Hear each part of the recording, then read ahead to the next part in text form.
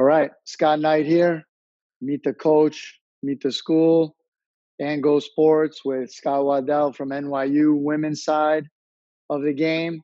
Fellow New Yorker from Jamaica, big career as a player in Jamaica, here in New York, played at Columbia, has been coaching in the area since finishing up at Columbia. Scott, thanks for being a part of us today. Yeah, man. Glad to have you. Glad to have you. Glad to be here. Yeah. There we go. There we go. Yeah. So let's get into it right away. Tell us a little bit about who you are, your background as a player. You're growing up in Jamaica, those influences, your youth experience. Tell us a little bit about your background. Cool. I mean, originally from Kingston, Jamaica. Uptown. Played at Real Mona Soccer Club, football club. It's football club. That's what it is. In Jamaica, it's football. That's where I applied my trade. I started playing club maybe when I was like 11. But we play in the streets. We play with my friends at any patch of grass that we can find. That's where we're playing. We're playing at lunchtime at school with boxes, and if somebody brings a tennis ball, we're obsessed with the game. We're obsessed with it. So that's where I started out playing. Played high school, St. George's College, ad majorem, de gloriam, big up to that crew. That's where, likes like Damani, Ralph, played for Georgia, big name. Huge program in Jamaica, huge program. Yeah, huge program. I left when I was in fourth form, which is probably the equivalent of maybe ninth grade. And then I came to the States. I was fortunate enough to get recruited to play for the Berkshire School, which is a private boarding school in New England. My brother had already come up, and he had kind of paved the way a little bit. And I joined him at Berkshire for one season, which we went to the finals that year, which was pretty awesome. It was a big deal. The Berkshire School is actually a huge program now. Is it still pretty huge? Yeah, it was huge. Maybe a couple of years ago, John Mooney was there. Jack Harrison played there after us. And then spent a year there. I went on to play at the Hotchkiss School for 3 seasons there. At that point, I didn't really play club ball because I didn't really know the system that well, so I just played high school ball, enjoying, the New England, the Connecticut, cold, and I don't know if I was enjoying it, but that's what I was doing. But, we were still obsessed with the game. We played, as much as we can. Prep schools done a lot for the sport, right? The prep schools have fed a lot into the university system. Really big players coming out of that now in all the categories. They have that jamboree that goes on the boys' side, right, up in Connecticut. Yeah, it's a huge outlet, huge area. A lot of internationals coming in through there now. West Indies has a lot of players. Absolutely. Coming through those areas. Yeah, fantastic. So, I mean, I was fortunate enough to be one of those kids, and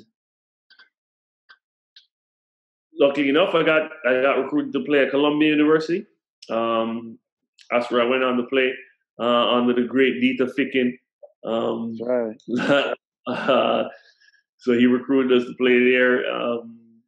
I spent 3 years under Dieter Ficken and 1 season with Leo Chappell when he came in.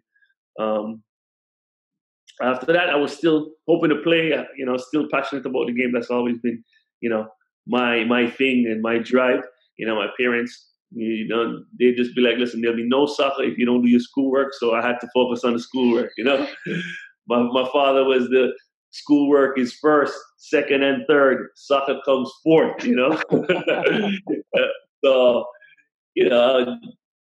at that point, there's like, hey, listen, you did your thing. It's up to you now what you want to do, and I still wanted to play. and I was fortunate enough to get a trial out at the Vancouver Whitecaps, actually. The coach was Bob Lilly was there, and I did really well, and I was like excited about it because he was like, "Yeah, come back next preseason." You know, it was at the end of the season where I went for the trial. I was maybe September or October-ish, but in any case, I was like excited. The place was beautiful, the city was beautiful, and I was like, "Yeah, this should be awesome." But what I did well in the trial, and at the same time, I met a goalkeeper because we would travel together, a whole bunch of us in the cars together, traveling to and from practice. And this guy was trying to get another player to try out in Southeast Asia. He said he had an Asian friend and was like, "Yo, you can make a lot of money out in Southeast Asia." And I was just talking. I was like, "Listen, I'll play anywhere, man. I'll play anywhere right now. I don't care. You send me to the moon. If they got a team on the moon, I'll play. As long as I can, make a decent living." So he said, "Are you serious?" And I was like, "Yeah, I'm serious." And at this point, I had impressed them. They were like, "Yo." They were like, "Okay, yeah, this kid can play, there's a little bit of potential there." So he was like, "All right, well, talk to the agent." So I was hoping to try out for the Vancouver Whitecaps the following year, but like 2 weeks after I left, they fired Bob Lilly. So I was like, "Oh shoot, that's out the door," So then I reached out to this agent. He said, "Fly over to Vietnam. We'll take care of the rest." I did that, and then I ended up trying out in Vietnam. I ended up trying out in Vietnam, Singapore, Malaysia. I ended up signing in Malaysia in January of 2008. At the January window. Played like 6 months there. It was crazy. It was a ton of drama, match fixing, like madness. But it was cool because they love their soccer. Soccer is a sport there. Football is a sport there. 20,000 in the stands. You know what I mean? Like nice vibe traveling all over Malaysia. So it was really cool. I played for Penang FC, by the way, which is a state on the west coast of Malaysia. So I actually stayed on Penang Island, which is an island off the west coast of Malaysia. Nice. What an experience, man. Great experience, huh? Yeah, great experience. So after that, I was like keen on leaving because there was a lot of drama with not getting paid and match fixing, and it was crazy story. But wasn't you're trying to play football, you're trying to do your thing. So I was like, all right, listen, I gotta bounce. So in any case, I went back home. I went back to Jamaica. I ended up in Jamaica. I was training for Harbour View for a bit, and I ended up going to play back for my old club, Real Mona. So played a year there, which was awesome.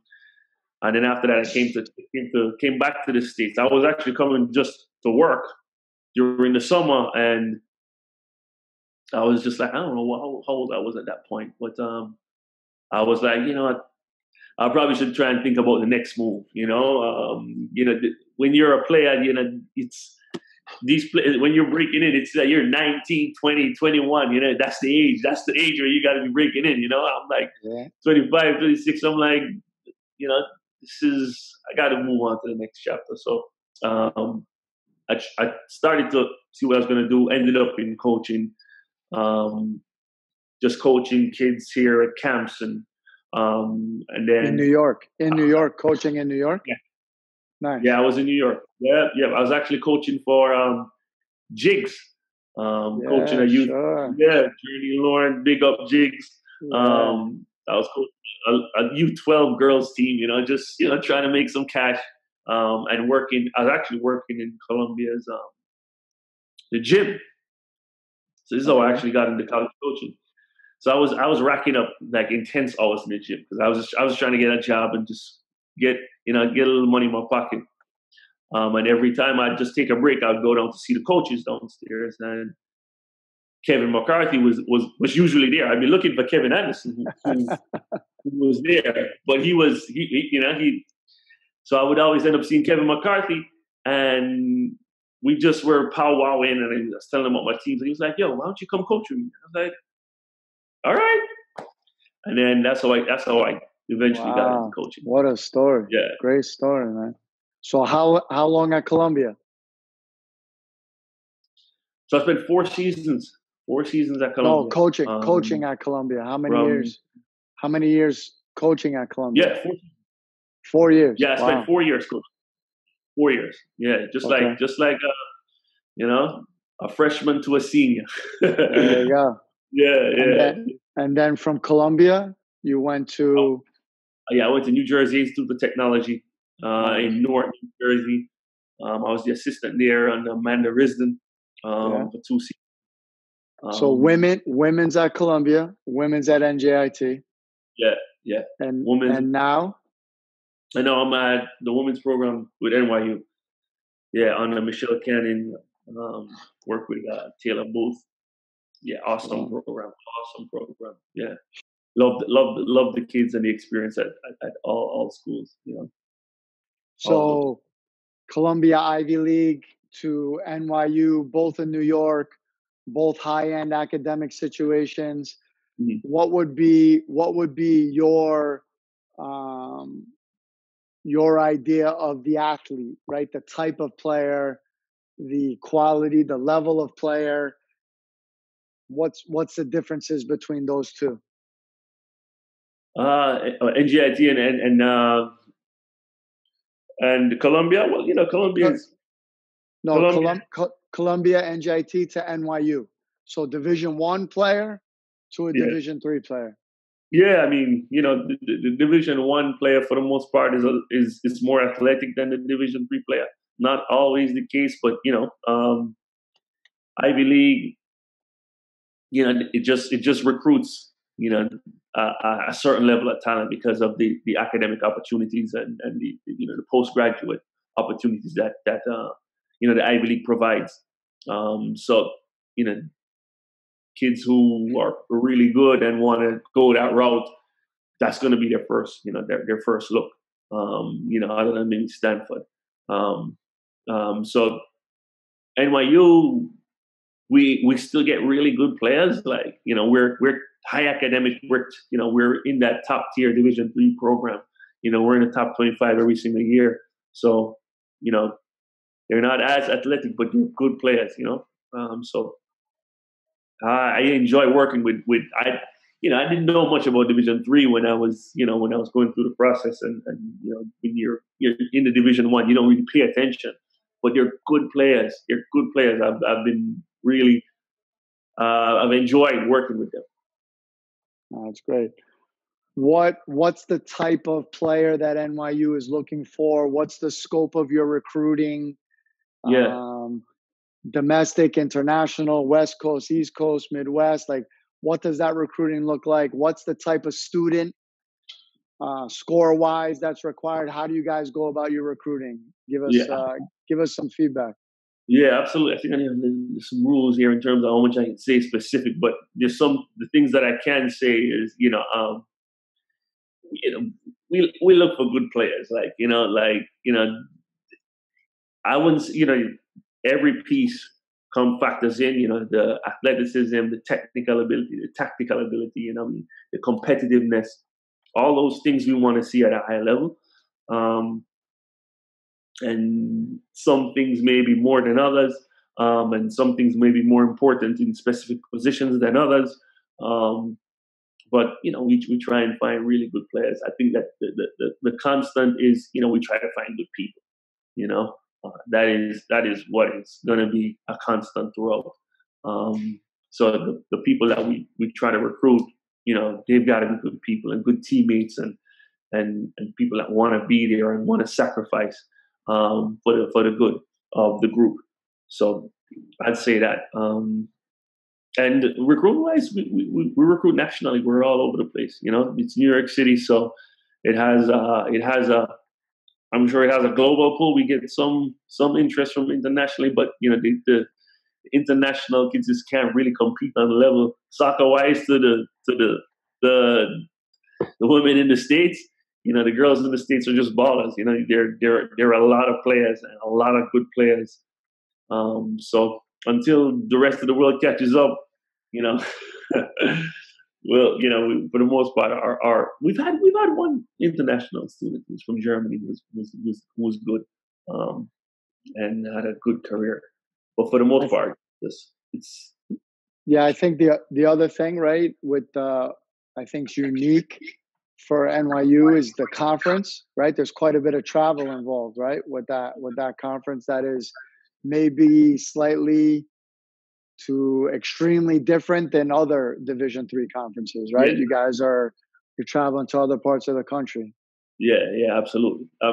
Yeah, I don't think anybody in the Division III does that. Where we're flying to games.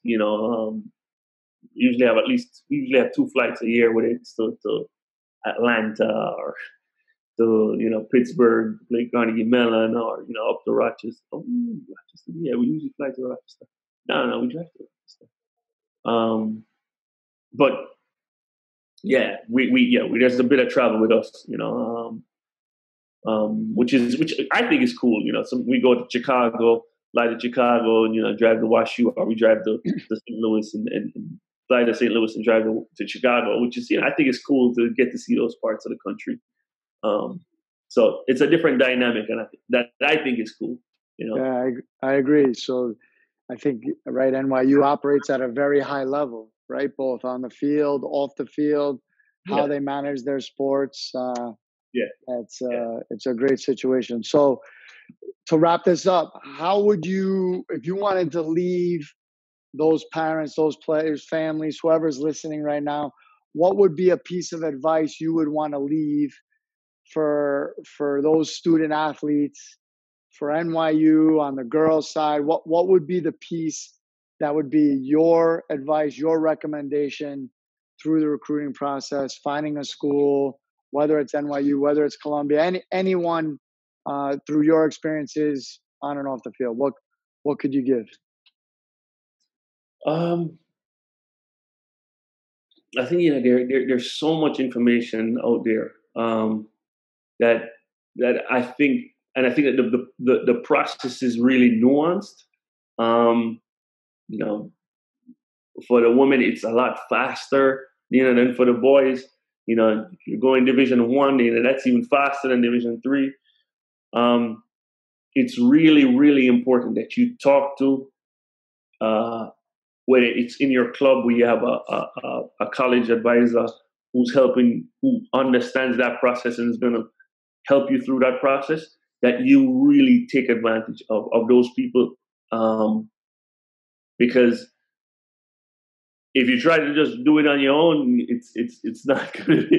You may miss some of the little nuances, from how to write an email, from how to even figure out what type of athletic institution might fit you. You may be an extremely good player, and you should be looking at the UNCs, and that's rare. You hear the big name I want to play at UNC, and you're not even near their level. You may want to play at a different school, a Division III institution, and I promise you, the experience that you would have at the Division III would be, if you find the right fit, you will have a blast. You will play and meet great people and build great relationships, and just come out and be like, wow, that was fun.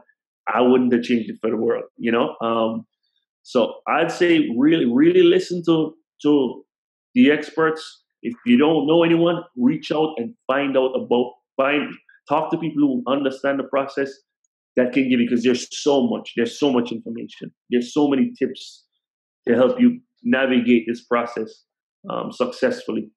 I